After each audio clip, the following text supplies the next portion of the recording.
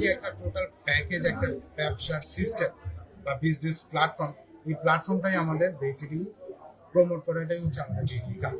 এটা আমরা social media অ্যাডভার্টাইজিংটা use করি।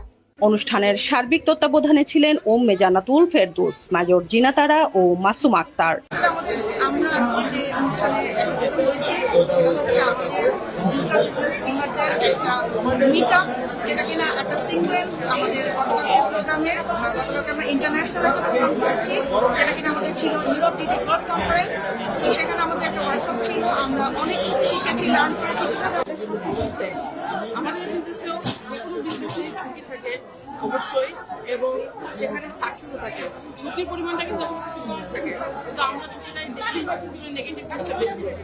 আমরা যদি সবসময় পজিটিভ থিঙ্কিং করি এবং পজিটিভ জিনিসগুলো দেখি, তাহলে কিন্তু আমাদের লাইফ এমনি চেঞ্জ হয়ে যাবে এবং সবকিছু পজিটিভ হয়ে যাবে। আমরা যারা নারীরা আছি, আমরা নারী